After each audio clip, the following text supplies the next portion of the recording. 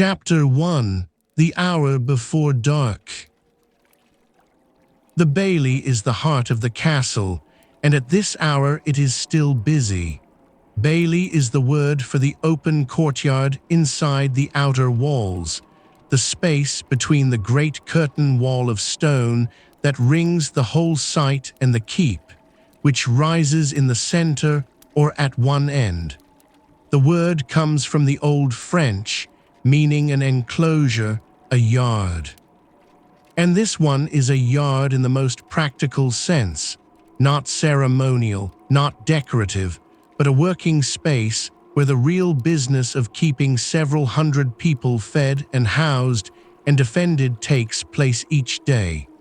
The ground underfoot is packed earth and straw and the evidence of horses. In wet weather it would be mud, deep, persistent, adhesive mud that pulls at shoes and clogs the hems of cloaks and coats everything with a cold gray-brown film. Tonight it is dry, though cold, and the surface is hard underfoot, rutted and marked with the tracks of cart wheels that have long since hardened into shape. The last carts of the day are being unloaded near the storehouse. A load of firewood, split oak logs, each one the length of a man's arm, is being handed down from a cart and stacked against the storehouse wall by two young men in rough linen tunics and thick woolen hose, their breath visible in the cold air, saying very little to each other, working with the focused efficiency of people who are tired and want to finish. The oxen that pulled the cart stand patiently in their yokes, flanks steaming, making soft sounds in the darkness of their throats. Across the bailey, near the stable block, the horses are being settled for the night. This is a serious undertaking in any medieval household. The horses are among the most valuable assets in the castle, more expensive than most of the people who tend them, and their care at the end of the day is not casual. The grooms are checking hooves, filling water buckets, measuring grain into nose bags, checking that the harness is properly hung and the saddle blankets are drying. The horses shift and stamp in the straw. The stable smells of hay and dung and the particular warm animal smell that has no modern equivalent, that particular dry sweetness that is both the smell of life and the smell of effort. The lord's destrier, his war horse, the heavy animal bred and trained for combat, has its own stall at the far end. It is worth more than a farm. It is not ridden on ordinary days. It is kept and exercised and prepared for when it is needed, which in this relatively quiet period of English history might not be often. But it is there, and it requires the same attentive care as every other animal in the stable, perhaps more. Outside the stable, one of the castle's dogs, a large, pale greyhound with a deep chest and narrow head, paces in a tight, ellipse on the packed earth, impatient for something it cannot quite name. It will find its way inside the great hall before long. It always does. In the kitchen block, separated from the main buildings to reduce the risk of fire spreading to the hall and keep, the cook and his assistants are moving through the end of the day's second cooking session. The main meal of the day, the dinner, was served in the early afternoon. This was the main event of the eating day, the great dinner, which might have included several courses in a castle of any standing, with roasted meats and boiled pottages and good bread, and whatever the season and the estate's resources could supply. It was eaten in good light, when the business of the day was paused, and it took a substantial portion of the afternoon. What is happening now is supper, lighter, simpler, a meal that draws on what is already prepared rather than beginning fresh. Thick pottage, a mixture of grains and vegetables, and perhaps some salted meat is kept warm at the edge of the fire. There is bread from the afternoon's baking still good. There is cheese. There is ale in the barrel. The kitchen fire is immense. It needs to be. It heats the whole of this kitchen block, where some of the cooking happens directly on the hearth, and some in great iron pots hanging from chains over the fire or propped on iron trivets at its edge.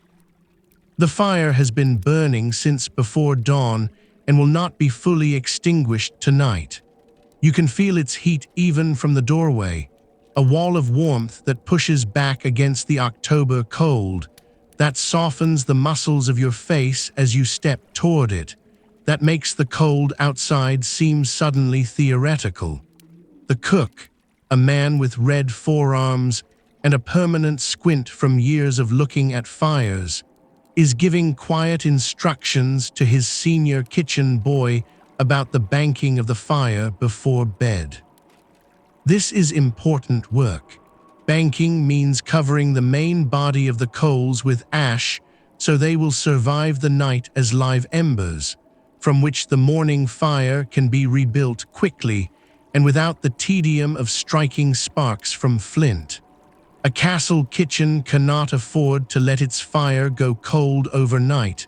The work of the morning begins before first light, and a cold kitchen slows everything. The cook has been at his work since the hours before dawn. Medieval castle cooks began their preparations long before daylight, stoking fires, setting water to boil, beginning the slow processes that would eventually produce the afternoon dinner. His day is among the longest in the castle and among the most physically demanding. The heat of the kitchen in summer or even in autumn is considerable. The pots are heavy, the pace constant. He is respected for his skills.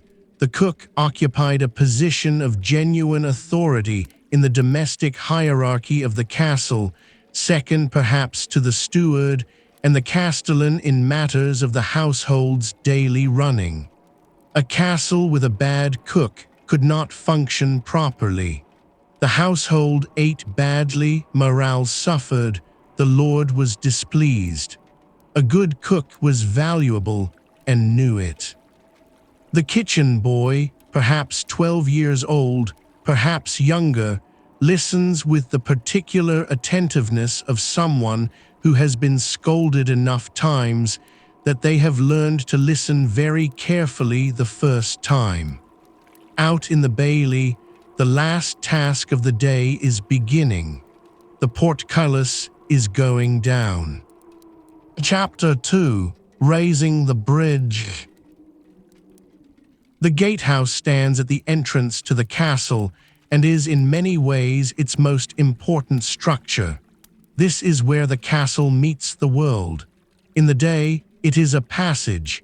People and carts and animals move through it constantly, going in and out, bringing goods and messages and visitors. The Lord's steward, or the constable of the castle in the Lord's absence, controls this passage. Everyone who enters is noted. Everyone of unknown identity is questioned. In quieter times, this feels like administrative routine. In troubled times, it is the single most critical point in the entire fortification. The gatehouse at a 13th century English castle is not a simple gate. It is a fortified structure in its own right, with walls thick enough to contain rooms, a guardroom at ground level on each side, chambers above for additional guards or storage, arrow loops facing outward toward the approach road, and mechanisms for controlling both the drawbridge and the portcullis. The drawbridge spans the moat, or the dry ditch, if the castle has one rather than a water moat. It is a large, heavy structure of timber reinforced with iron, balanced on a pivot so that it can be raised by chains or ropes attached to a counterweight mechanism inside the gatehouse. When it is down and flat, it forms the road across the moat to the gate. When it is raised, which it is every night, every single night without exception, it tilts up to a near vertical position, sealing the opening and presenting its underside to anyone approaching. The underside is often studded with iron points. To attack a raised drawbridge is to attempt to climb a near vertical wall of reinforced timber. The portcullis is the other layer. It is a heavy grille of iron-reinforced oak, its bars arranged in a grid pattern, its lower ends sharpened into points. During the day it is raised, suspended in a slot in the ceiling of the gatehouse passage, high enough that loaded carts can pass beneath it. At night it is lowered by the same mechanism, a windlass on the floor above, operated by turning a large wooden wheel or by inserting long wooden bars into holes in the wheel and pushing. The portcullis descends with a grinding sound, stone against stone in the slots where the grille slides, and a deep, resonant boom when the points meet the ground, a sound that travels through the stone of the gatehouse and up into the walls. That sound, if you are close to it, carries a particular message. It says, "We are closed." "I'm back tomorrow." Tonight, as every night, the process begins perhaps an hour after sunset. The guards who man the gatehouse have a routine, the portcullis first, or the drawbridge first, or both together depending on how the specific mechanism is arranged. The chains are checked. The windlass is engaged. The heavy timber and iron descend. The word curfew, which you know as a time in the evening after which things must stop, comes from this practice. It derives from the old French feu, meaning cover fire. The nightly bell that was rung in English towns from the time of William the Conqueror forward was a signal. Cover your fires, put out your lights, close your shutters, come inside. In towns, the curfew bell meant the gates were closing, and anyone still outside would be locked out until morning. Inside the castle, the same principle applied. Once the portcullis was down, no one entered without specific permission and considerable difficulty. For the people inside, this is not frightening. It is simply the rhythm of the night. The castle closing is as natural as the sun going down. It has happened every evening of their lives, or at least every evening since they have lived or worked here. The sound of the portcullis falling is, if anything, reassuring. It means the boundaries of the safe world are established. The night is outside. The castle, with its fires and its people and its walls, is inside. The constable of the castle, the man appointed by the Lord to manage the day-to-day security and administration, especially when the Lord is absent or occupied with other business, has already confirmed tonight's watch arrangements. He is a man of military experience, accustomed to the routines of defensive living, and the nightly closing of the castle is among his principal responsibilities. He knows the state of every length of wall, every piece of mechanism in the gatehouse, every man under his command. Before he goes to his own rest, he will walk the wall once himself, not because he doubts the guards, but because this is the habit that has kept him and the things under his charge safe for many years. The guards draw lots, or follow the rota that the constable has set for who will take the first watch on the battlements. The duty is 2 or 3 hours, then a relief. The guard who draws the first watch pulls his cloak, checks that his horn is at his belt, and climbs the stair in the gatehouse tower to the wall walk. Below him, the moat is dark. Beyond the moat, the road goes south between hedgerows and is quickly swallowed by the darkness of the October night. There are no lights out there, no village close enough to show firelight through a window, no torches moving on the road, nothing but the sound of wind in the hedgerows and the distant creak of a tree in the copse to the east. He settles into the notch between the two merlons that is his usual position, leans on the stone, and watches the dark. Chapter 3: The Great Hall at Supper. The Great Hall is the largest room in the castle, and it is full.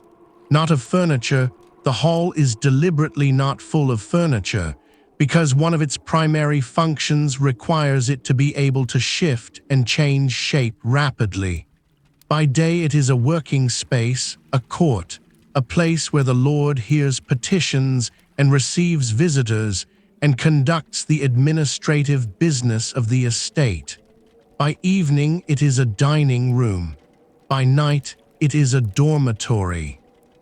The same stone floor, the same walls hung with tapestries, the same fire in the hearth, but the purposes it serves move through a cycle, one into the next.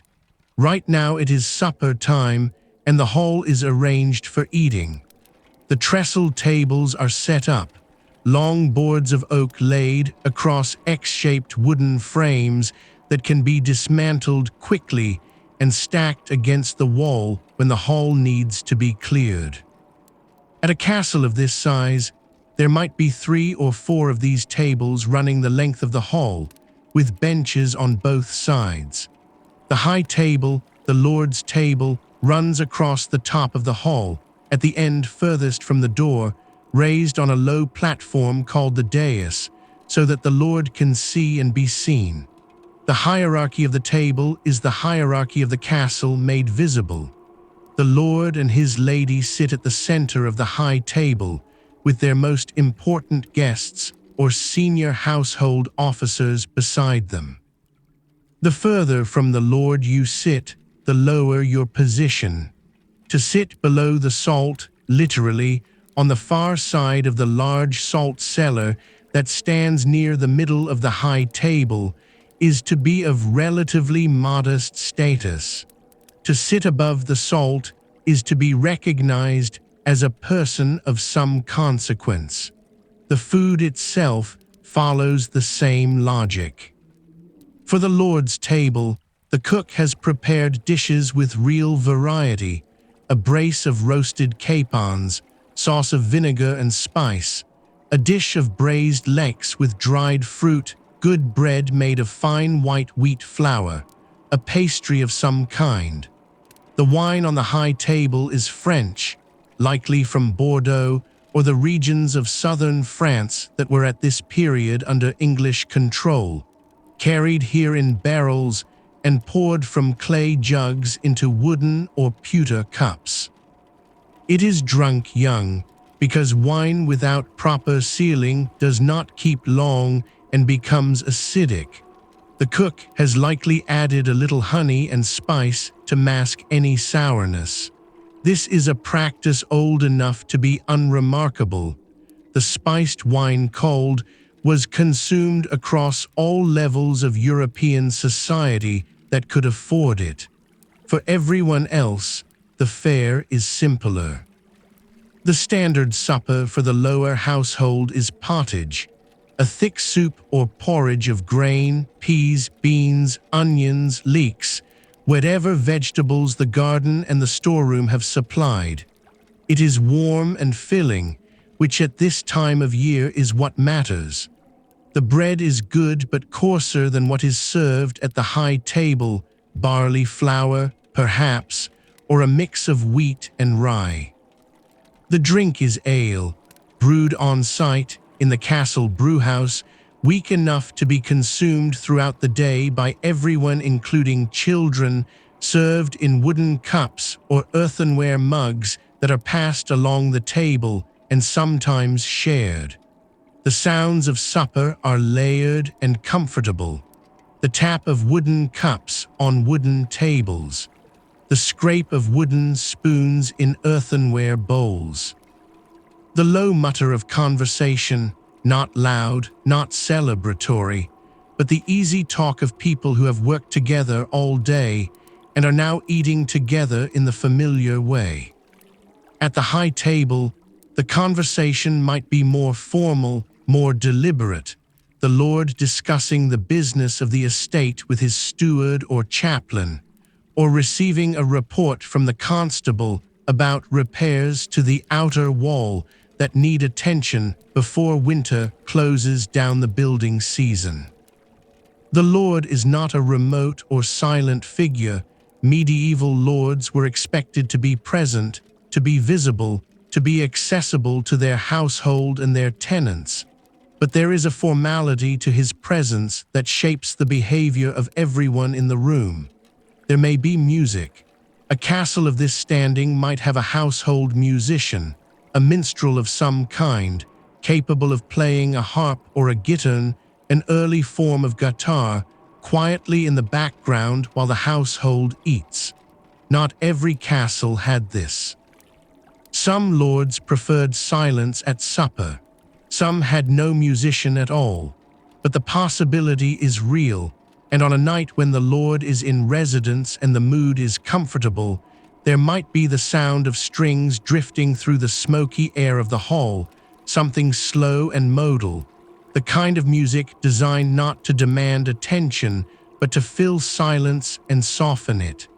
The music of this period, the late 13th century in England, is worth pausing on for a moment. The compositions that have survived from this era are extraordinary documents, and some of them are still performed today. The rondel, the forms of melody that were sung and played in halls exactly like this one, by minstrels who traveled between households or were kept in residence by lords wealthy enough to afford them. The songs were in French as often as English. The language of the Norman aristocracy had not yet fully given way to Middle English as the primary tongue of the ruling class, and a song in French carried a prestige that English did not yet have in formal settings. But songs in English existed too. The late 13th century is precisely the period in which Middle English as a literary language was finding its confidence. The period just before, when the foundations of an English literary tradition were being laid in forms exactly like this. The song, the romance, the tale told over supper in a firelit hall. Dogs are at the tables. Not sitting at them, but moving beneath them, between the legs of the benches and the boots of the diners, nosing for dropped scraps, occasionally snarling quietly at each other over a piece of bone. The hunting hounds are among the lord's most valued animals. They are expensive, they are trained, they represent his status as a man who hunts. They also have the run of the great hall in a way that would seem extraordinary to modern sensibilities. They eat what falls from the table. They sprawl beside the fire. They follow the lord when he moves and wait for him when he is still. At the high table, the lord dips a piece of bread into his sauce. Outside, the October night presses against the shuttered windows. Inside, the fire burns. The talk continues. The cups are filled again. Supper does not last long, an hour, perhaps a little more. By the time it ends, the hall is beginning to fill with a different kind of quiet, the quiet that follows eating and precedes sleep, and the whole rhythm of the castle's evening begins to turn toward rest. Chapter 4: Fire and Flame. Light is not ordinary here. You need to understand that, because it changes everything about the night. When you imagine the medieval castle in darkness, you might imagine it being dark in the way a room is dark when you turn off an electric light, dark but quickly manageable, dark in a way that your eyes adjust to within minutes. But the darkness of a castle in 1280, when there is no light at all, is something categorically different. It is the darkness of being underground. It is complete. And because of that, every source of light is precious, and the quality and type of light you have access to is an expression of where you stand in the world. The highest quality light in the castle comes from beeswax candles. Beeswax candles burn with a clean, bright, nearly smokeless flame. The beeswax comes from honey-bee combs, a substance that requires keeping large numbers of hives or purchasing from beekeepers, both expensive propositions.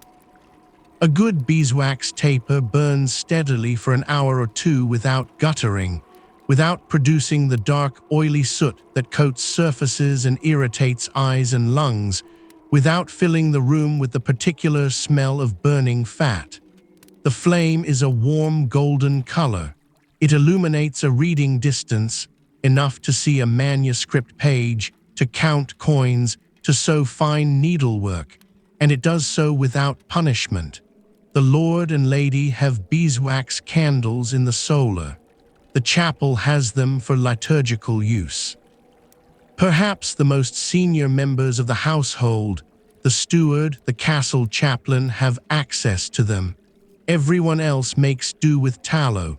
Tallow candles are made from rendered animal fat, usually mutton or beef fat, the sort of thing produced in quantity wherever animals are slaughtered for food. Tallow candles do burn. They produce usable light, a real flame that can illuminate a small area of work, but they are inferior to beeswax in every sensory dimension. They gutter in drafts. They drip prodigiously. The flame is yellower, less steady, and they produce smoke, the distinctive, slightly stomach-turning smell of rendered fat burning that drifts in the warm air of any enclosed space and settles into everything: hair, clothes, tapestries, the rushes on the floor. Below tallow candles are rushlights. Rushlights are one of the small objects of medieval daily life that are easy to overlook but worth understanding, because they tell you something true about the ingenuity of people working with limited materials. A rushlight is made by peeling a rush, a common marsh plant, tall and cylindrical, abundant in wet areas throughout England, leaving only a thin strip of outer skin along one side to hold the rush together. This dried rush is then dipped in melted fat or tallow and allowed to dry. The resulting taper may be 40 centimeters long, thin as a pencil, the color of old cream, is clamped in a small iron holder that grips it at an angle, so that as it burns the consumed section falls away. A rushlight burns for perhaps 25 to 30 minutes. It gives enough light to move through a room, to find a door, to see shapes. It is the light of the scullion moving through the kitchen passage at night. It is the light of a servant girl checking on a child. It is the bottom of the hierarchy of illumination, barely enough, just enough, functional light for functional people at the end of the day. In the great hall, the main illumination comes from the fire. The hearth in a late 13th century English great hall has already moved from the center of the floor, where it was in older buildings, with smoke escaping through a hole in the roof, to the wall. The evolution of the wall fireplace, with its hooded opening and integral flue, was one of the genuinely transformative technologies of castle design, happening gradually through the 12th century. The wall fireplace is more efficient than a central hearth. More of its heat radiates into the room rather than rising directly upward and out.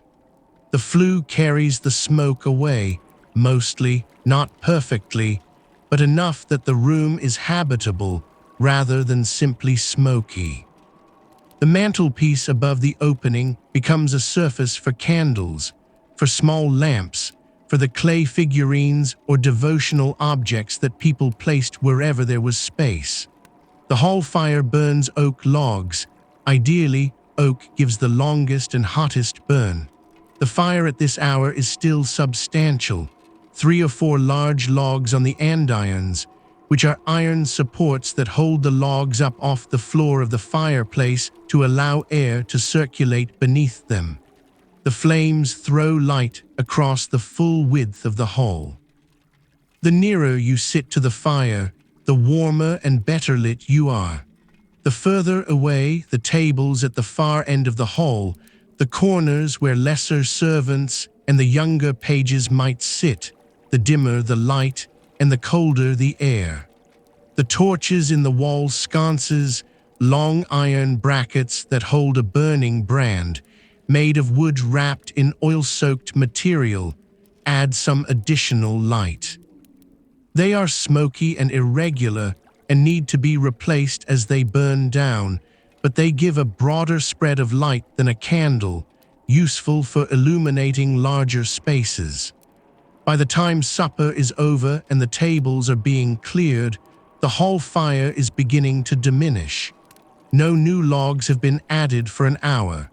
The flames are lower now, more settled, less sharp, the sort of fire that gives warmth without performance, orange coals at the base where the heat is steady, smaller flames above. The tallow candles on the remaining table are burning down. The torches have gone out or been removed. The light is soft and uneven, full of moving shadows. This is the light of the castle going to sleep. Chapter 5: Dogs and Rushes. Now the tables are being folded away. It is a practiced operation. The boards lift off the trestle frames, are carried to the wall, and stacked vertically against it. The frames, the X-shaped supports, fold flat or are disassembled into their component pieces. The benches go against the wall too. In the space of 20 minutes, the hall that was full of the furniture of eating becomes the hall that is full of the empty space of sleeping. The floor of the great hall is now visible. Strewn rushes, piled a handspan deep in places, mixed with dried herbs. Rushes and floor-strewing herbs are one of the features of medieval life that sound almost impossible from a modern distance. The idea that the floor of an important room would be covered in dried vegetation seems strange, almost pastoral in an uncomfortable way, but it made practical sense. The stone floor of the great hall is cold and hard and permanent. Rushes are cheap, available, and insulating. A thick layer of dried rushes traps warm air against the floor, making the space measurably more comfortable for the people who sit and sleep on it. They also provide a soft, compressible surface, not comfortable in the way a mattress is comfortable, but infinitely better than bare stone. The herbs sweet flag, meadowsweet, lavender, wormwood, mint, and whatever else the herb garden or the surrounding countryside has provided are mixed in for multiple reasons. The most obvious is fragrance. Fresh herbs cover the smell of the rushes themselves, which after weeks of use absorb the accumulated evidence of daily life: food, dogs, feet, dampness, the general organic richness of a communal space. But the herbs also have practical uses. Wormwood and lavender repel insects. Sweet flag, when crushed underfoot, releases a strong aromatic oil.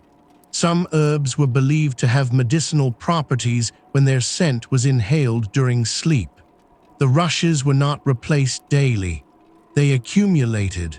New rushes were added on top periodically, and the older layers below gradually decayed and compacted. Some contemporary accounts suggest the lower layers could become quite foul. Henry II was said to have once remarked on the state of the rushes at court. But the 1280 castle we are imagining is well run, and the rushes are perhaps a few weeks old rather than months.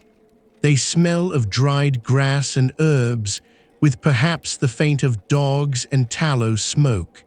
The dogs are settling now.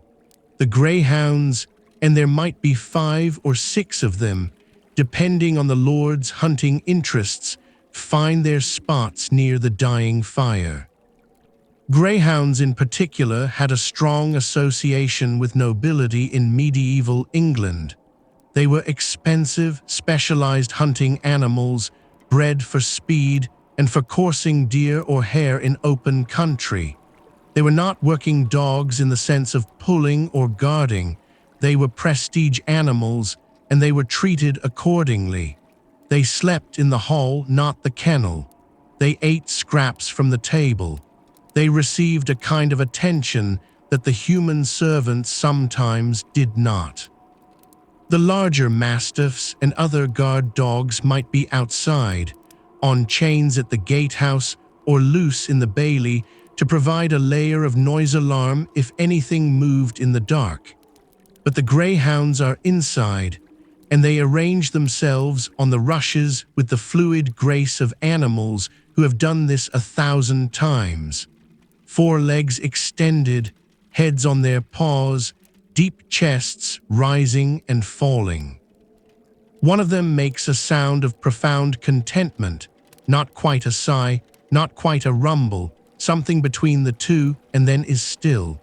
The servants are spreading their sleeping arrangements. For the men and women who work in the great hall, the pages, the squires, the household knights who are not given private chambers, the domestic servants of various ranks sleeping in the great hall is simply where they sleep. They do not have rooms. A room is a luxury.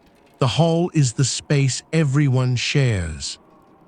Bedding is unrolled from wherever it is stored during the day. Straw-filled ticks, wool blankets, cloaks used as additional covering. The pallets are laid out with some attention to hierarchy.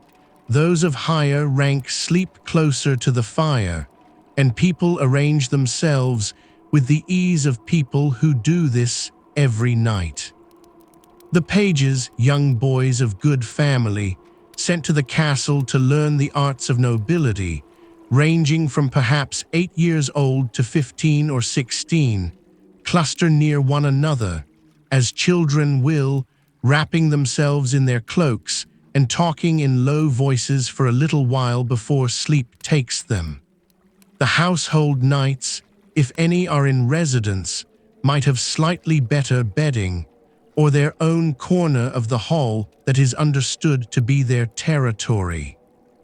The demarcations of status within the shared sleeping space of the hall are subtle and well understood by everyone. No one needs to be told where to go. The smell of the hall at night, with the fire down to embers and the rushes warm from the day's use and the dogs settled and the candles almost out, is complicated and specific. Wood ash, tallow smoke, dog, dried herbs, the lavender particularly, still strong even after weeks underfoot. The faintest animals smell from the straw in the pallets. And cold stone, always cold stone, a mineral baseline under everything, the smell of the castle itself. The fire crackles once and settles. Someone coughs softly. The greyhound near the fire twitches in its sleep, chasing something. The hall goes quiet. Chapter 6. The kitchen after supper. Leave the hall now and cross the small yard between the hall and the kitchen block. It is fully dark outside. The torches at the gatehouse throw their orange light across the near ground and leave the middle distance in shadow. The cold is real now. It touches your face and throat immediately as you step out from the hall's warmth, pulls at the warmth in your clothing. October cold in southern England has a particular quality. It is not the killing cold of deep winter, but it has edges, it is purposeful. It presses against the barriers between inside and outside, and those barriers are not always thick. The kitchen block is a separate building from the main hall, and this is deliberate. Kitchen fires are the primary source of accidental fire in any medieval complex, and a fire that starts in a freestanding kitchen block is contained, frightening, damaging, but survivable, where a fire that starts in a kitchen attached to the great hall or the keep is catastrophic. The English castle had learned this the hard way. The separation is inconvenient. Food has to be carried across a yard in all weathers, but it is the sensible architecture of people who have thought carefully about what can go wrong. The kitchen is enormous. Not enormous in the sense of spacious, the ceilings are low, the walls close, but enormous in the sense of capacity. The main fireplace of the kitchen is wide enough that 2 men could stand in it, and it is set at working height, the hearth raised so that the cook does not have to bend double to tend the fire. There are also smaller hearths for specific tasks. The kitchen is full of iron tripods, iron chains hanging from the ceiling to suspend heavy pots over the fire, iron trivets, iron roasting spits with their mechanisms of weights and pulleys to keep the spit turning evenly. Iron ladles and skimmers hang on hooks. The whole place is built around the management of heat. The fire itself, at this hour, is a managed thing. The cook's final instruction of the evening has been carried out. The fire is being banked for the night. Banking means covering the main body of coals with ash, scooping ash from the edges of the hearth, and piling it gently over the glowing coals so that air cannot reach them freely, reducing their combustion to the slowest possible simmer. A few large logs have been placed on top, positioned not to burn brightly but to smolder slowly, maintaining the heat without consuming all the fuel before morning. Done correctly, a banked kitchen fire will hold live coals until 6 or 7 hours later, when the morning cook uncovers them and feeds them fresh wood and air, and they leap back to life within minutes. Lighting a fire from cold, striking sparks from flint onto tinder, coaxing the tinder into a flame, feeding that flame until it is strong enough to take a small stick, then a larger one, then a proper log is tedious work. It works, but it takes time and attention.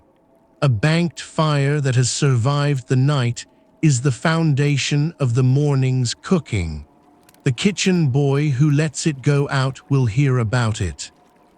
The kitchen boy in question is curled on the floor near the base of the fireplace, wrapped in a thick woolen blanket that has seen better years. He is perhaps 10 years old, perhaps 12. His name in this particular castle might be anything Ralph Thomas William. He sleeps where he works, because he has nowhere else to go and because the fire is here and the fire is warmth. His position on the kitchen floor is one of the lowest in the castle's domestic hierarchy. He scours pots with sand and river water. He carries wood. He fetches water from the well. He is probably not unhappy. He eats. He is warm. He is learning a trade, but he is at the bottom of the structure, and the stone floor under his blanket is the bottom of the bottom. The head cook is not sleeping in the kitchen tonight. He is a senior enough figure to have a small chamber of his own, perhaps a room in the kitchen block itself, or a corner of a building near it. He is experienced enough and trusted enough that the banked fire and the sleeping boy are, in his estimation, adequate provision for the night.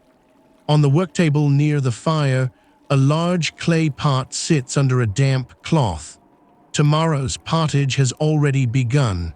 Dried peas and barley, soaked since this afternoon in water, will sit overnight and be ready to cook properly in the morning. The process of feeding a castle is continuous. It does not stop when supper is over. It simply shifts into a different phase. The dried herbs hanging from the ceiling, bundles of sage, rosemary, dried thyme, the long dark strings of dried onions move slightly in the draft from the doorway. The fire has settled to its quiet work. The kitchen boy breathes slowly, tucked against the side of the hearth where the warmth is most reliable. Somewhere beyond the kitchen wall, a horse in the stable shifts its weight and is still again. The castle's breathing has deepened. Chapter 7. The Lord and Lady retire. The procession from the great hall to the solar is not a grand affair. In the halls of greater lords, in the household of a major baron, or at a royal palace, the retiring of the lord and lady might involve a formal ceremony, attendants carrying candles, a gentleman usher going ahead to open the chamber door, the entire household standing as the lord passes. In a smaller establishment, a castle of the kind we are imagining, belonging to a knight of moderate importance, the process is quieter. The lord finishes his wine. He speaks briefly with his steward about something for tomorrow. He nods to his chaplain. He rises. His lady rises. A single attendant carries a beeswax candle. They walk toward the stair in the corner of the hall that leads upward to the private chambers above. The stair is narrow and turns in a tight spiral, a newel stair, its steps cut from stone, worn smooth in the center by years of use. Tight enough that you must go single file, tall enough to make you duck slightly at the turns. The candle flame bends and recovers as you climb. The solar is the first room at the top of the stair. It is the lord and lady's private world, and it is meaningfully different from the great hall below, different in scale, in character, in every quality of the air and the light. First, the fireplace. The solar has its own fireplace, built into the exterior wall with a proper stone flue. This is the fireplace that separates the life of the nobility from the life of everyone else in the castle. Everyone else is warm if they are near the great hall fire. The lord and lady are warm in their own room, privately in their own space. The fire in the solar has been maintained through the evening by a chamber servant, an older, trusted woman, whose job it is to ensure that it is burning well by the time the lord and lady retire. Right now, it is burning well. The solar is warm. Genuinely warm, the kind of warmth that allows you to take off your outer cloak and feel comfortable. The room is not large, but it is carefully appointed. The walls are hung with tapestries, woven wool. The images on them some combination of hunting scenes, religious subjects, or geometric patterns. These are not merely decorative. A thick woolen tapestry against a stone wall cuts the cold significantly. Stone conducts heat rapidly out of a room, and a wall hanging creates a layer of still air that acts as insulation. The tapestries are also movable. When the household travels, as medieval households did regularly, the tapestries come with them, making the next destination immediately more comfortable and more private. The bed dominates the room, not a simple bed. A lord's bed in 1280 is a substantial piece of furniture, one of the most expensive items in the castle. The frame is wood, carved oak perhaps, with posts at the corners that support a canopy overhead, a suspended wooden or fabric roof that reduces the volume of air the sleeper must warm with their body, and also provides some privacy from drafts. Curtains hang from the canopy to the bedposts, and when they are drawn, they enclose a small, dark, warm cave of fabric and warmth within the larger room. The mattress is feather-filled. This distinction matters enormously in 1280. A feather mattress, filled with the soft down feathers stripped from geese and ducks, is soft, yielding, warm, and expensive. To fill a mattress of any useful size requires the feathers of hundreds of birds. The feather bed was a luxury significant enough that it was listed in wills, passed down through families as a genuine asset. You can understand this, perhaps, if you think about sleeping on a straw pallet, which is what virtually everyone else in the castle is doing tonight. Straw is not terrible. It is soft enough, warmer than bare stone, but it compresses under weight, it prickles through fabric as it ages, it is never quite flat. A feather mattress is different. It shapes itself to you, it holds warmth. Over the mattress, linen sheets which in a household of this standing are good quality and carefully maintained. Over the linen, a wool blanket, perhaps two. Over the blankets, the fur coverlet. The fur coverlet is another marker of luxury that requires a moment's attention. Fur, wolf, squirrel, sable, if the household is wealthy enough, was not decorative in the modern sense. It was thermal management. A heavy fur coverlet over wool blankets creates a sleeping environment that holds body heat efficiently through a cold night. That allows the sleeper to remain warm even as the fire in the solar burns down through the small hours. The Lord's fur coverlet might be the same piece of furniture as his winter cloak, or it might be distinct, a bed cover specifically, stored in the garderobe room when not in use. The lady's attendant helps her remove her outer dress and the headdress she has worn through supper. The lady's night clothes, a linen shift, warm enough for sleeping, are already warming near the fire. A small basin of water stands on a table for washing hands and face before bed, the water still slightly warm from having been kept near the hearth. The Lord's attendant, a young squire of good family, placed in this household to learn the manners of a noble house, helps his lord remove his boots and his overgarments, hangs the cloak on its peg, checks that the fire has enough fuel to last through part of the night. The squire sleeps outside the chamber door, on a pallet placed across the threshold, not for decoration, but as a practical arrangement. Anyone who needs to enter the Lord's chamber in the night must pass over or past the squire, who wakes at any disturbance and can raise an alarm. It is a position of trust and proximity given to a young man whose reliability is absolute. He rolls his bedding out, removes his outer shoes, and settles on the stone with the resigned practicality of someone who has done this for 2 years and is accustomed to it. Off the solar, through a low door, is the garderobe passage.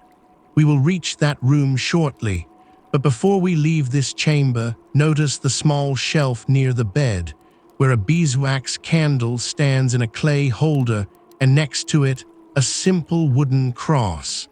Prayer was the last act of the day, every day. The Lord and Lady, even in private, even tired, would have said their evening prayers before getting into bed. The Our Father, the Ave Maria, perhaps a prayer for the household, for the estate, for their children if they have children who are sleeping elsewhere in the castle tonight. The prayers are murmured quietly in the warm dark behind the bed curtains, the familiar words of daily devotion that in 1280 are as automatic as breathing, as unthinking as the gesture of pulling a blanket up against the cold. The candle is snuffed, the bed curtains are drawn, the fire diminishes slowly in the hearth, the solar goes quiet. Chapter 8: The Garderobe and Other Necessities. There is a room adjacent to the solar that deserves particular attention because it tells you something true about the practical ingenuity of medieval architecture and about a dimension of castle life that is easy to overlook. The garderobe. The word in Middle French and Middle English meant, literally, the room that guards the robes, a wardrobe, in other words. But in the physical castle, it had a double function. The garderobe was both the room where fine clothing was stored and the room that contained the toilet. These two functions are not as contradictory as they initially seem. The garderobe was typically a small chamber built into the thickness of the castle wall, or projecting slightly outward from it on corbels, small stone supports. The floor of the garderobe had a wooden seat with a hole in it, beneath which a stone shaft dropped straight down through the thickness of the wall to an exterior chute, or directly into the moat or a cesspit below. The smell from the shaft, ammonia primarily, the particular sharp smell of accumulated organic waste, rose into the garderobe room constantly. And this, the medieval household had discovered, was useful. The ammonia fumes that rise from the garderobe shaft are surprisingly effective at killing fleas, moths, and the other insects that infest wool. The finest clothes of the household, the lord's best furred robes, the ladies' embroidered wool gowns, the items too expensive to risk being eaten, were stored in the garderobe room, hanging near the shaft, where the constant fumes would keep them free of vermin. It worked well enough to become a deliberate practice. This is almost certainly the origin of the modern English word wardrobe. The room that guards the robes was, in its original form, the room with a shaft in the floor. At night, the garderobe is a cold and drafty passage. The shaft must vent in both directions, and there is typically a cold draft rising from below. The seat is stone or a wooden board over stone. There is a niche in the wall for a rushlight if one is available, and sometimes there is not.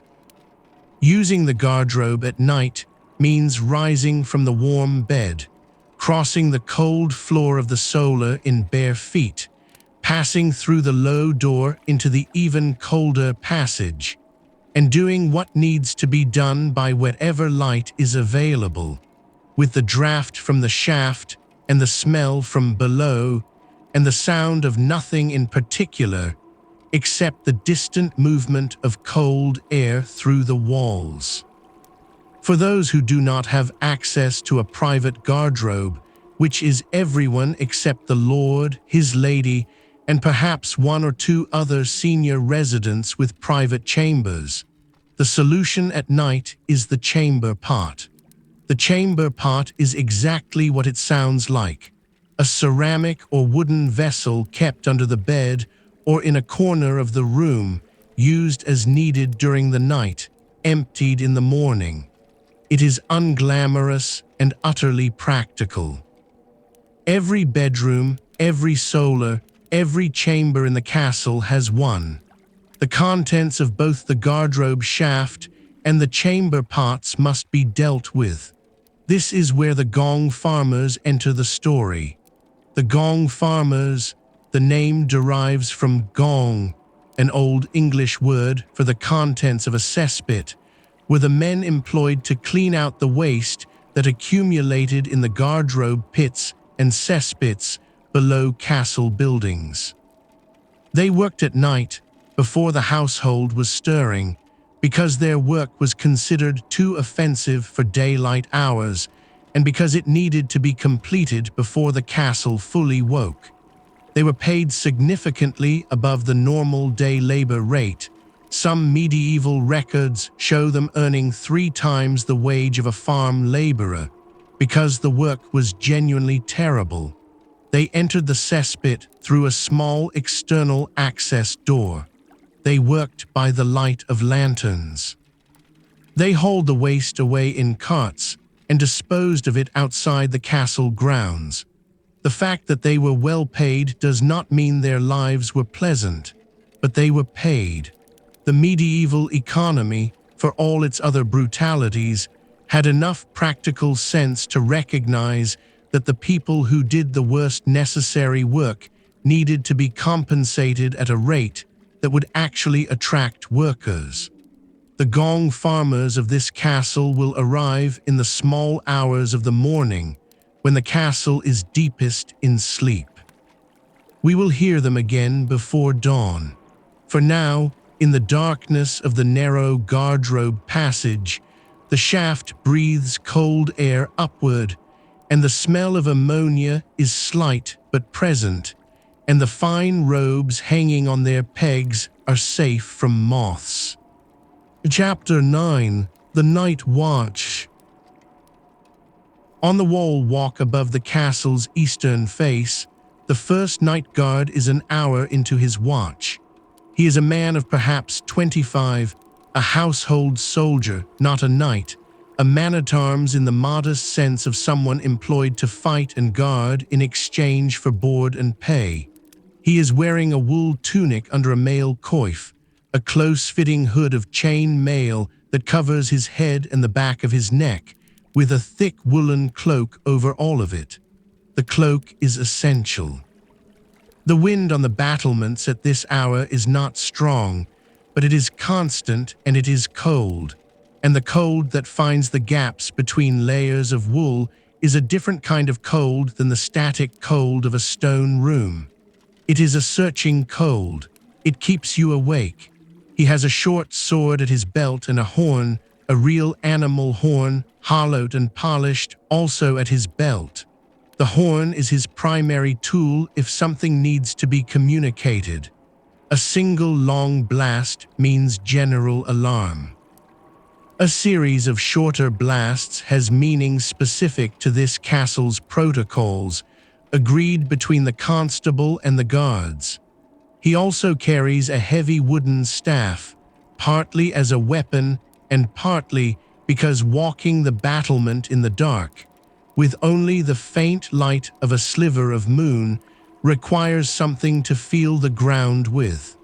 His job is simple to describe and difficult to do.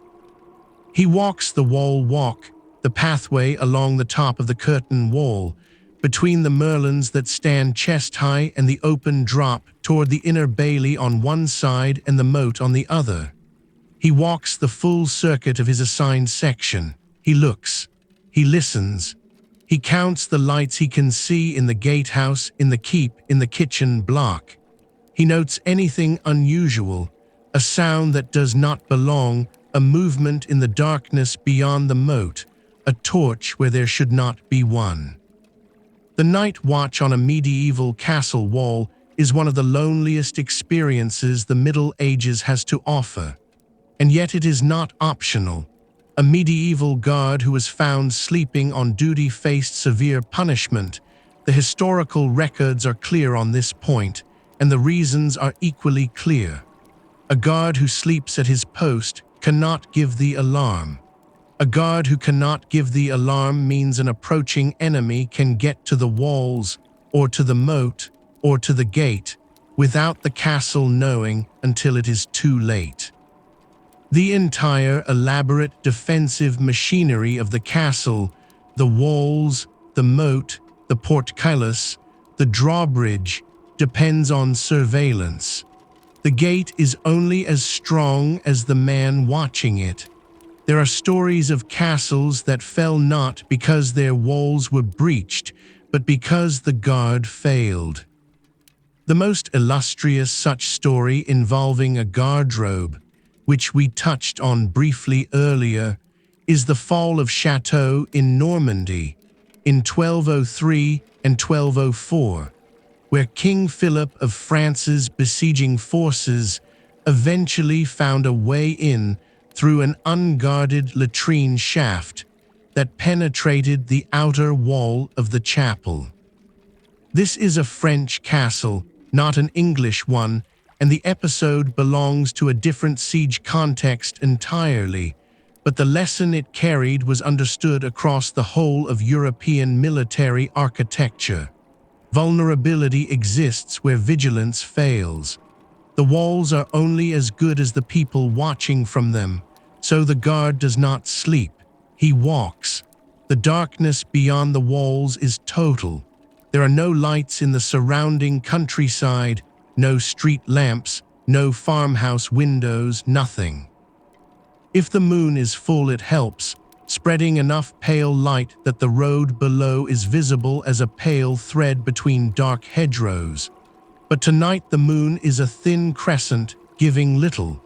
The fields are invisible. The hedgerows are black shapes against a slightly less black sky. He can hear, though. The sound landscape of the English countryside in 1280 at night is extraordinary by modern standards, extraordinary in its richness, in its density of living sound. Owls, there are probably 2 or 3 hunting within earshot of the castle at any given time, their calls carrying a long distance in the still October air. The tawny owl's quavering call, that wit that is actually 2 different birds calling to each other across the dark, not one. The barn owl's raspy shriek, which will wake you if you are not expecting it, which sounds not at all like an owl is supposed to sound, which sounds like something being hurt. A fox somewhere to the east, making the sound that foxes make at night, a sort of short, sharp bark, repeated irregularly, that to human ears always sounds slightly wrong, slightly distressed, the kind of sound that in another context would make you think someone needed help. The guard knows these sounds. He has heard them every night on every watch he has stood. He has filed them away in the part of his mind that processes nighttime information, that part of the watcher's awareness that is always listening at a level below conscious thought, sorting sounds into categories. Expected, unexpected, alarm. The fox is expected. The owls are expected. The horse below is expected. What would not be expected is human voices, or the clink of iron, or footsteps on the approach road, or the sound of oars in the moat. He listens for those things and hears none of them. The wind moves through the trees in the copse at the base of the hill, a rushing sound, deep and formless, that rises and falls as the gusts come and go. From the stable block far below, one of the horses shifts. The sound of hooves on packed earth, once, twice, and then stillness. The guard listens to all of it. He looks up at the sky. A 13th century castle guard looking up at the sky on a clear night is looking at something of enormous practical and symbolic importance. Enormous in the literal sense. On a night with no artificial light for miles in any direction, the sky above England in October is dense with stars. Not the sparse, occasional brightness of a modern sky seen through light pollution, but a full and overwhelming display, the Milky Way visible as a band, the individual stars bright enough in places to cast faint shadows, the whole thing slowly turning, the constellations moving overhead in their familiar paths. This sky was not merely beautiful. It was a text. The 13th century was deeply, practically invested in astrology, not in the dismissive modern sense of horoscope columns, but in the serious, scholarly sense of a system of thought that connected the positions and movements of the stars and planets to events on Earth, to the health and fate of individuals, to the best times for planting or warfare or medical treatment. The Lord's chaplain or a visiting cleric of sufficient learning would have access to astronomical tables, ephemerides, almanacs that tracked the positions of planets through the zodiac. These were consulted for real decisions: when to begin a campaign, when to expect a fever to break, what the conjunction of Mars and Saturn portended for the autumn harvest. The guard is not a learned man. He does not know how to read an ephemeris. But he has grown up in a world where the sky is alive with significance, where comets are portents and eclipses are warnings, and the movement of the planets is the movement of God's own machinery overhead.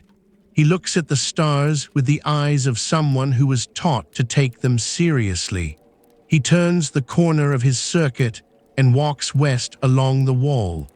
Below, the castle is quiet. A single torch still burns at the gatehouse.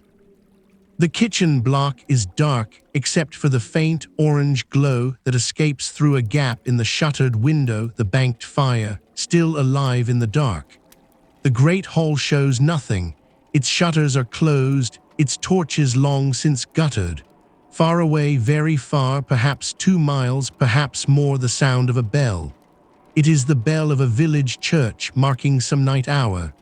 The sound takes a long time to arrive, distorted by distance and the movement of air, just barely audible 3 strokes.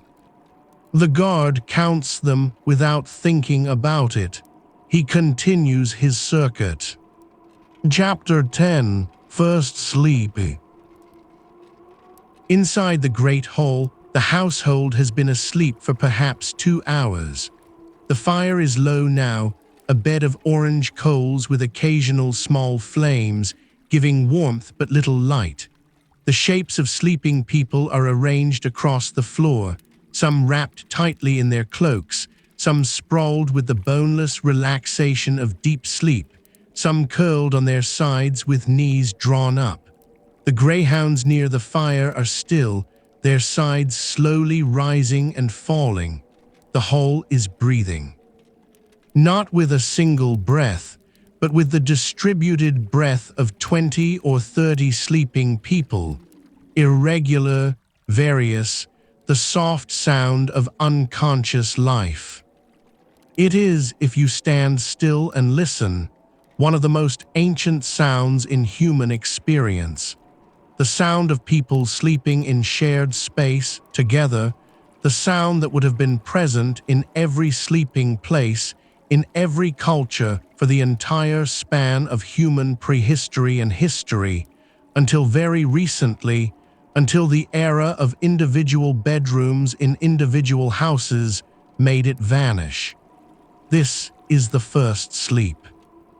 In 1280, and for centuries before and after, the pattern of sleep that most people experienced was not the single unbroken block of 7 or 8 hours that modern sleep medicine considers normal. It was 2 periods of sleep, divided by a period of wakefulness. The historian Roger, in his extensive research published in the early 2000s, identified more than 500 references to this pattern in medieval and early modern documents, diaries, court records, medical texts, literature. The evidence is wide-ranging and specific.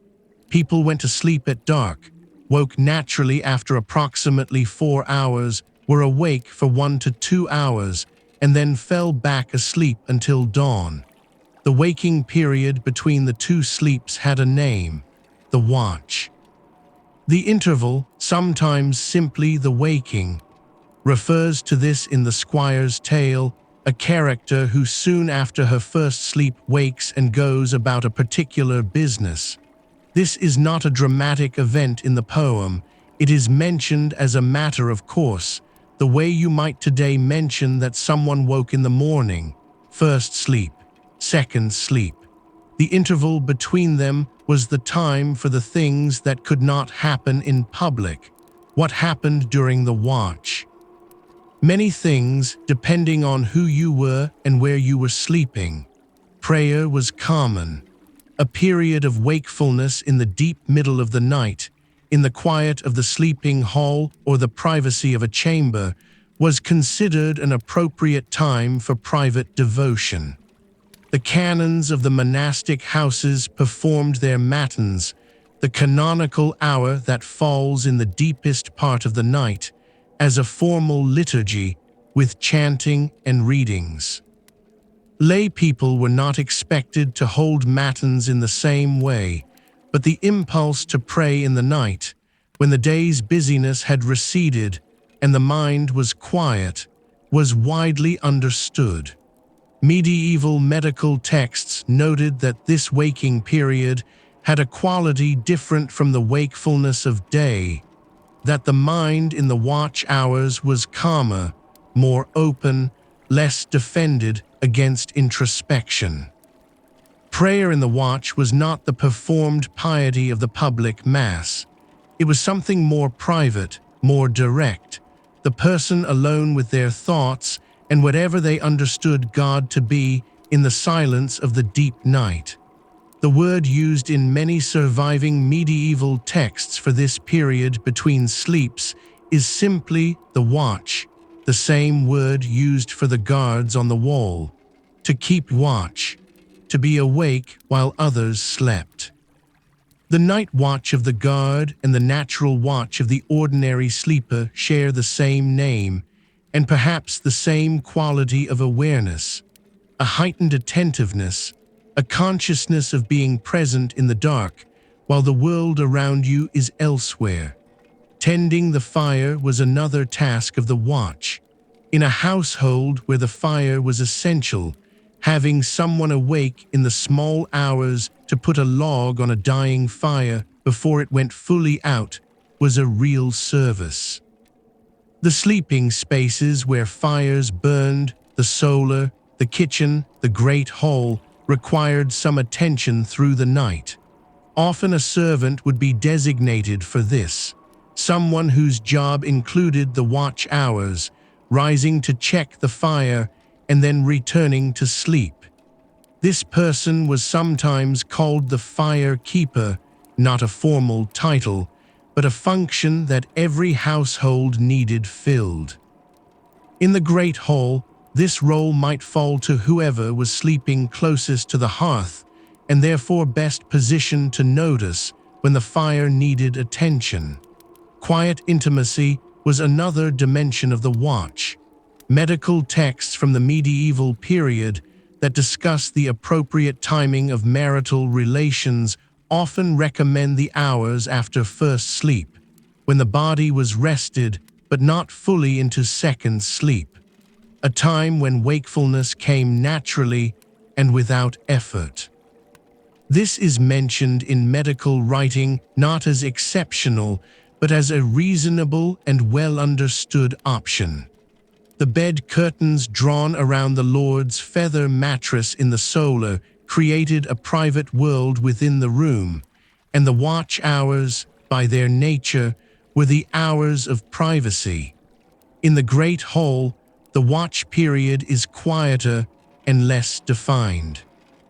A few people are stirring, someone sitting up and wrapping their cloak, someone who has woken and cannot find their way back immediately, someone quietly crossing the floor to relieve themselves in the yard. A page near the door has been awake for a while, sitting with his knees drawn up to his chest, looking at the embers. He is not troubled, not visibly, just awake, in the way that young people sometimes are, the mind ticking over without urgency. The embers in the hearth pulse and dim and pulse again. He watches them for a while in the peculiar, directionless way of the middle-of-night mind, not thinking about anything particular, simply being awake in the dark. After a while, he lies back down. The hall settles again into its first sleep breathing, and then its second sleep breathing, and the night continues. Chapter 11. The Castle Chapel at Night. There is a small stone chapel in this castle, not a great cathedral, not a minster. A small, private chapel, the Lord's Chapel, dedicated to a saint chosen by the family generations ago, with a simple stone altar at its east end, a single small stained glass window above the altar that is invisible at night, a wooden cross, a few votive candles in iron holders, and the smell of incense that has accumulated in the stone walls over decades of daily use. The castle priest, the chaplain, holds a position of genuine importance in the household. He is the Lord's personal confessor, the keeper of the castle's private devotional life, the man who says Mass in this chapel every morning and who performs the daily offices that mark the canonical hours. He is also, in many households, the most educated person in the building, the one man who can reliably read and write Latin, who keeps the accounts and correspondence, who acts as a secretary when the Lord needs letters drafted. The canonical hours are the 8 divisions of the day that Christian monastic tradition uses to organize prayer.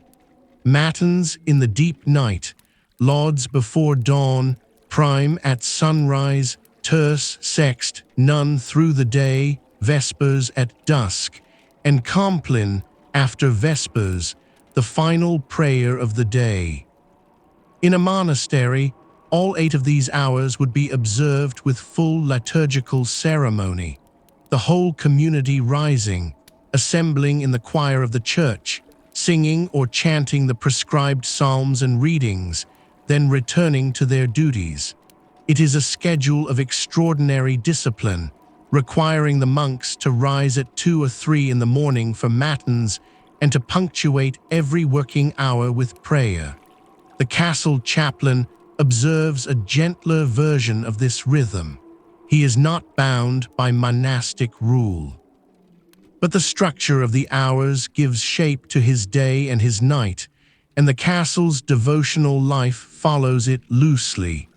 The compline bell, the last bell of the day, would ring at the chapel after supper, signaling that the day's formal activities were ending, that the night was beginning, that it was time to turn inward. Compline is a quiet, short liturgy. Its texts in the breviary are brief. A few psalms, a brief response, the canticle from the Gospel of Lord, now thou thy servant depart in peace, and then the blessing. It is a prayer of completion, of laying the day down before sleep. The words of compline were set to music that is still sometimes sung today, 900 years after its composition, slow, modal, harmonically spare, a sound that belongs to stone churches and candlelight and the last moments before night. After compline, the chaplain observed silence, the great silence, as it was called in the rule of the silence that lasted from compline through matins, through which no unnecessary word was to be spoken. Tonight, the chapel is empty except for him. A handful of the castle residents might have attended compline, a devout lady attendant, a visiting cleric, perhaps one of the older household knights who makes it his practice. But most of the household did not attend the daily office. They were not religious in that disciplined, daily way. They were Christian, profoundly, unquestioningly, in the way that someone born into an entirely Christian world cannot easily separate their faith from their simple picture of reality. But the regular performance of the canonical hours was the work of monks and priests, not lay people. The chaplain snuffs the altar candles one by one, leaving only the small lamp that burns before the reserved sacrament in its niche, the light that is never extinguished, the light that marks the presence of the divine in this place even when no one is watching. He bows, he turns, he walks back through the chapel door, pulling it closed behind him, and goes to his small chamber near the chapel to sleep. The chapel lamp burns on. The darkness around it is complete, and the silence in the stone chapel is of a different quality than the silence in the great hall or the solar, thicker somehow, more deliberate, the kind of silence that feels inhabited even when it is empty. Chapter 12. What moved in the dark? Outside the castle walls, the night is not empty. In the understanding of a person living in 1280, a person of any class, of any level of education, of any kind of practical good sense, the darkness outside the firelight was not merely the absence of light. It was a populated space. It was full, not with animals, though animals moved in it, not with people, though occasionally people did move through it, for good reasons and bad. The darkness was understood to be full with the things that belonged to the dark, the creatures and forces that had their habitation in the hours when God's light was withdrawn from the world. The Church framed this in theological terms. Demons, the agents of the devil, had greater freedom to move and to tempt and to afflict the sleeping and the unwary during the hours of darkness. The withdrawal of light was understood as the withdrawal of God's direct presence, and in that withdrawal, other powers moved. This was not superstition in the dismissive modern sense. It was the cosmology of a world that understood darkness and light as genuine moral categories, as the lived terrain of the struggle between good and evil. The night hag, the creature believed to sit on the chest of sleeping people, producing the sensation of being held down, unable to breathe, unable to move, with a dark figure pressing on the sternum, was known across medieval Europe under many names. In English, it was sometimes called the or the mare, which gives us the modern word nightmare, the mare that rides at night. The experience it described was real, what we now understand as sleep paralysis, the condition in which the brain wakes to conscious awareness while the body's sleep-induced paralysis mechanism has not yet released, producing the experience of being awake and unable to move, often accompanied by a sense of presence or pressure. Medieval people did not have the neurological explanation. They had the experience, vivid and terrifying, and they gave it a name and a shape. The Church had complicated views on these nighttime fears. Officially, the position was clear enough. Demons were real, they were agents of the devil, and they did afflict the sleeping and the unwary. This was not folk superstition that the Church sought to dismiss. It was theology. The framework for understanding demonic influence was already fully developed in 1280. Demons were real, they tempted, they tormented, they pressed on the chests of the sleeping and whispered in the ears of the dreaming. And the Church also taught that these threats could be countered, but through prayer, through the sacraments, through the protection of the Virgin and the saints, not through iron knives or horseshoes or salt in the corners. Officially, in practice, people did both. They said their prayers, and they kept their iron knife under the pillow. The priest who heard their confession might note the latter and counsel them to trust in God rather than in metal, and they would agree, and they would continue keeping the knife. The overlap between official theology and folk practice was complete and unremarkable at every level of medieval society. from the lord who knelt in his private chapel to the scullion who slept on the kitchen floor beside the banked fire. Protection against the mare and against other night threats was therefore layered. Iron was the primary material defense. Iron was understood to repel supernatural beings, a belief ancient enough that it predates Christianity and was absorbed into it, persisting in folklore and practice long after the Church's official cosmology tried to suppress such things.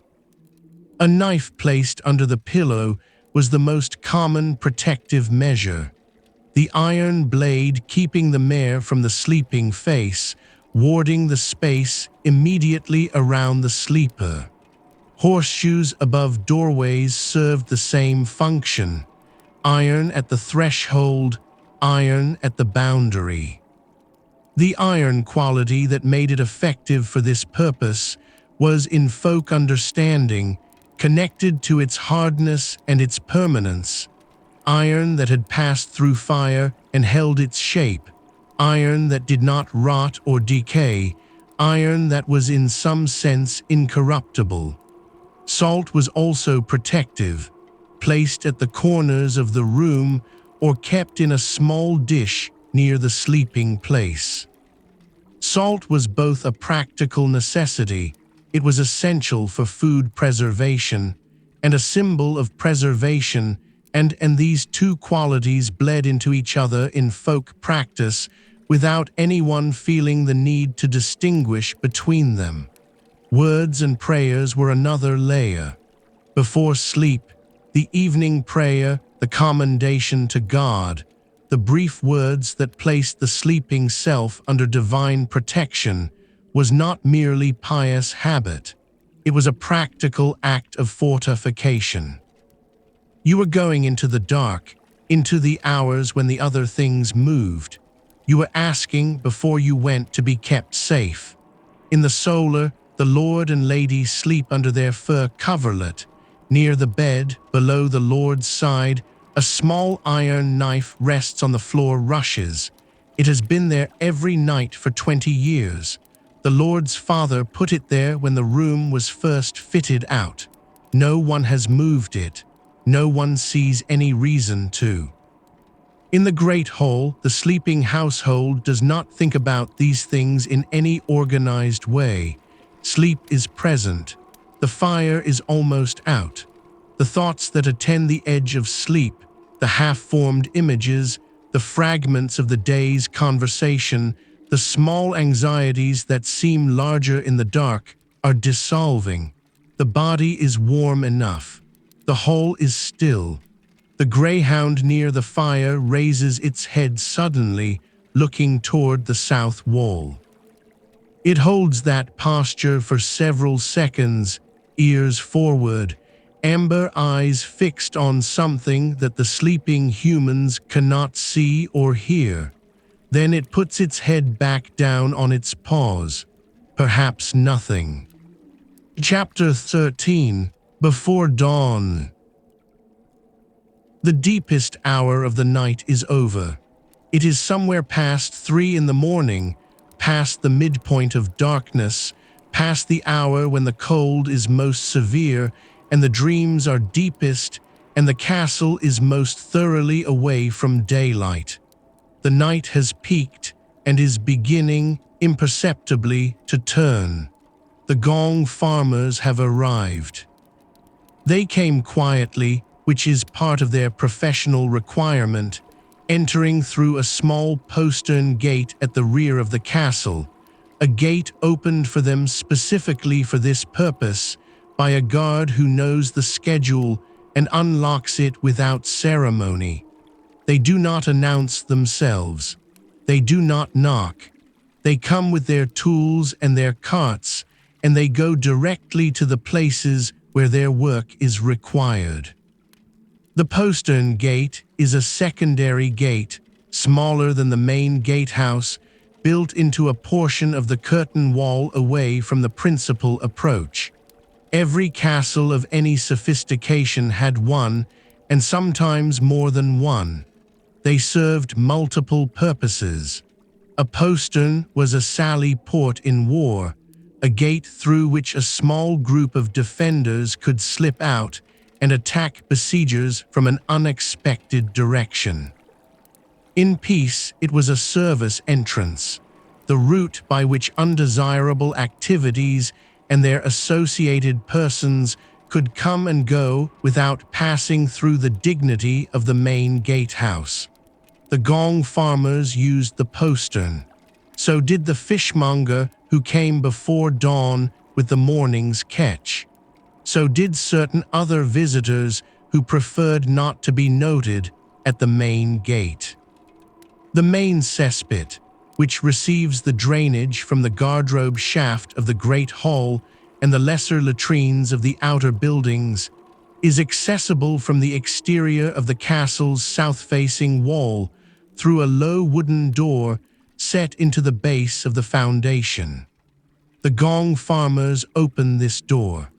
They work by lantern light, leather-hooded lanterns that focus light downward and prevent it from splashing too far into the surrounding dark. They work in the way that people doing deeply unpleasant work always do, efficiently, with a minimum of unnecessary movement or speech, focused entirely on completing the task and reaching the point where they can stop. They are paid well for this. Medieval records from various English estates show that gong farmers were compensated at rates 2 or 3 times the standard day labor wage. The work was dangerous. The confined spaces of cesspits produced methane and other gases, and men were occasionally overcome by fumes, and the work was offensive in ways that no amount of wage could make pleasant. But it was essential. The castle could not function without it. The waste from a population of several hundred people, accumulated over months, had to be removed, and someone had to do the removing, and that someone had to be paid enough to actually show up. The sound of their work is muffled and distant from inside the castle. If anyone in the great hall is in the shallow stage of wakefulness between first and second sleep, or simply sleeping lightly, they might hear something, a distant thump, the soft creak of a cart wheel, and incorporate it into a dream or surface briefly before subsiding. In the kitchen, a few minutes after the deepest point of the night, the kitchen boy stirs. He has been sleeping for several hours now, curled against the base of the hearth, and the fire, which has been burning low, the banked coals doing their long, slow work, has allowed the kitchen to cool slightly from its supper-hour warmth. Not dangerously cold, but cool enough that the boy's sleep has shifted from the deep, motionless sleep of the well-warmed to the lighter, more restless sleep of someone who is becoming aware of their body's temperature. He wakes. Not with alarm, not all at once, but gradually, first an awareness of the cold air on his face, then the smell of wood ash, then the faint orange glow through his eyelids as he opens them. The fire. He sits up, checks the hearth with eyes that take a moment to adjust to the dim orange of the coals. The fire is alive, he can see the glow, but it has come down in the night more than it should have. He needs to tend it now before it comes down any further and the morning becomes difficult. He moves with practiced efficiency, small pieces of dry wood from the stack beside the hearth, placed at angles against the existing coals to create a chimney effect through which the heat can rise and the air can circulate. He blows gently, careful not to dislodge the ash that is covering the best of the coals. A tiny flame appears. He waits. The flame grows. He adds a larger piece of wood, waits again. The fire is talking to him now, crackling softly, the sound of new combustion, the sound of the morning beginning. He puts on a larger log. He sits back on his heels and watches the fire for a minute, making sure it has taken. It has. The kitchen is brightening around him, the orange light reaching the hanging herbs, the iron implements on their hooks, the clay pots on the shelf. The shadows that were formless in the deep night are resolving back into shapes. The kitchen is becoming itself again. He fills the great pot with water from the bucket near the door, hangs it on the chain over the fire, and sets the peas and barley from their overnight soak to begin cooking. He does this without thinking about it. It is the same thing he does every morning. Outside the kitchen, the first tentative sounds of the approaching dawn are beginning. The horses in the stable are waking. Horses, which are among the most time-sensitive animals in any working yard, are sensitive to the change in air that precedes dawn, the slight shift in temperature, the first hints of pre-dawn gray in the sky, and they begin to move and murmur in their stalls. A groom, who sleeps in a small room at the end of the stable block, stirs and lies for a moment listening, then gets up to begin the morning feeds. In the great hall, the household is in its second sleep, deep, settled, breathing slowly.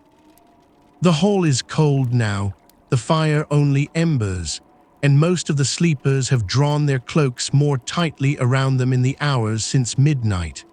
They will not wake for another hour, perhaps longer.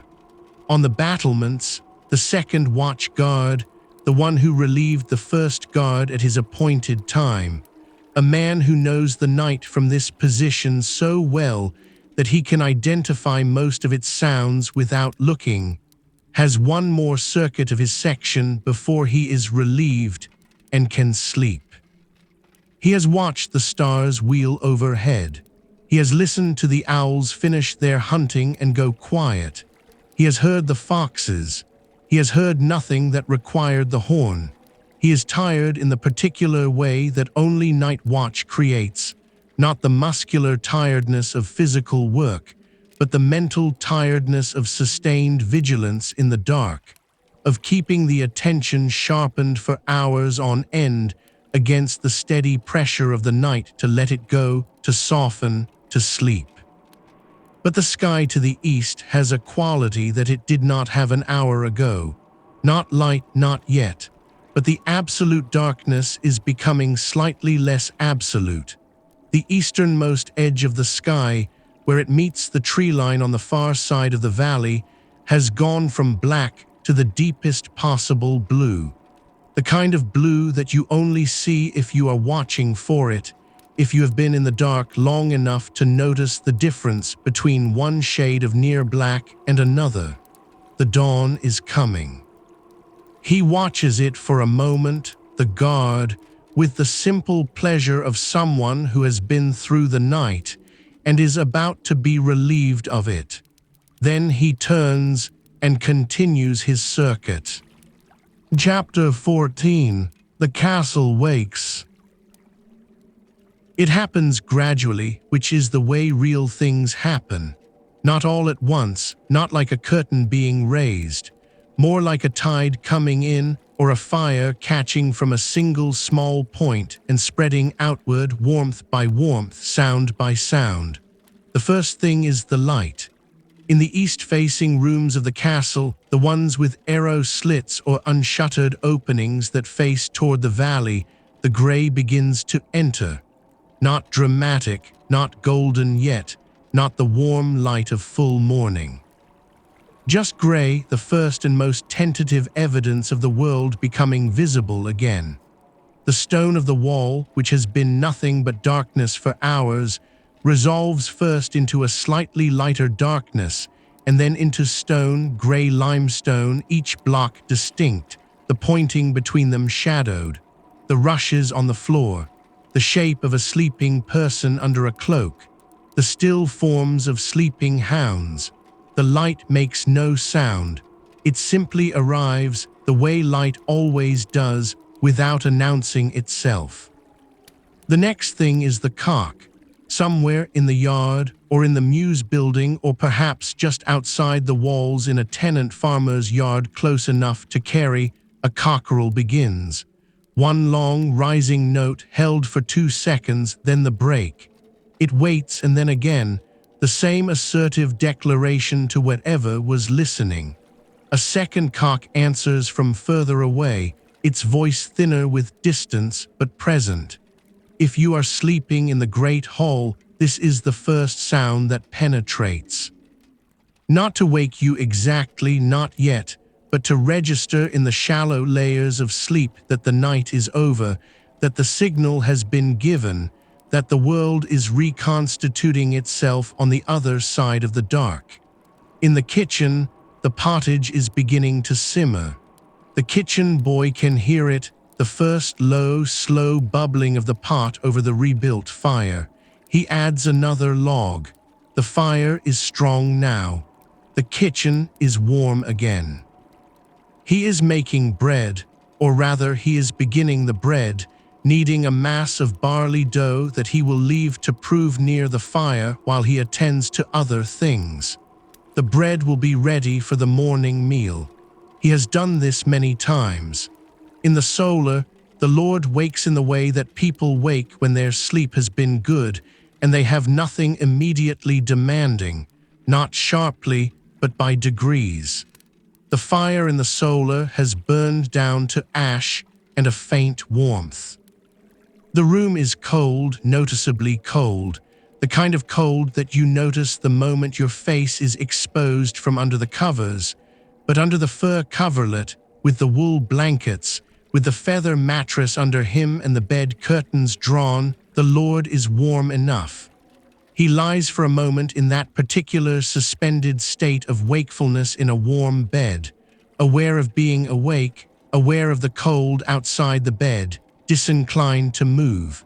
He will, in a moment, but not yet. On the battlements, the second watchguard sees the dawn properly now. The east is lit with a thin, bright line of pale gold, the sun still below the horizon, but its light beginning to spread above it, touching the undersides of a few low clouds with pink. In the valley below, a mist has gathered in the hollows and along the course of a small stream. It is the particular mist of autumn mornings, low and white, obscuring the ground and leaving the trees standing in it like ships in a gray sea. He blows his horn once, the single tone that is the signal for dawn, for the end of the night watch, for the gates to begin opening. The sound carries across the bailey and through the stone walls and into the sleeping hall. In the gatehouse, the guards who have been keeping the dawn watch, the last shift before the day begins, hear the horn and begin the reverse of last night's procedure. The windlass for the portcullis is engaged. The heavy grille rises, grinding upward in its stone slots, the sound carrying through the gatehouse stonework. The chains are checked. The drawbridge mechanism is engaged.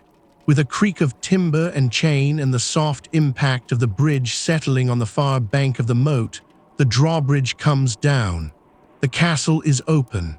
The sound of the drawbridge is the first big sound of the morning, a real sound, heavy and purposeful, different in quality from the night's small sounds of breathing and fire and distant bells. It is the sound of the castle presenting itself to the day, to the road, to whatever the morning brings. It is the sound of the boundary being lowered. In the great hall, the household begins to stir. Not all at once, some will sleep another half hour, pulled back by the warmth of their cloaks and the habit of a body that could use more rest. But others are already sitting up, pushing hair back from their faces, wrapping cloaks around themselves more formally, reaching for boots that have been sleeping beside them all night. There is quiet talk, the low murmur of people orienting themselves to the morning, remembering what there is to do today. A page near the door opens it, and the cold morning air enters the hall, fresh and sharp and gray with the pre-dawn light, carrying the smell of the mist from the valley and the wet leaves of October and the first thin smoke from the kitchen chimney. The greyhound that was curled near the fire gets up, stretches the long, articulated stretch of a tall animal coming awake, yawns with a sound that is almost a squeak, and pads toward the door with the purposeful expression of an animal that has business outside. The morning fire is lit in the hall, not the great fire of the evening, but a modest fire built in the hearth to take the edge off the overnight cold while the household wakes. Someone has carried a pot of pottage from the kitchen. The morning meal is simple, functional, the same pottage that has been on the kitchen fire since the kitchen boy revived it in the middle of the night. Wooden bowls are passed. Cups are filled with ale. The hall begins to sound like itself again.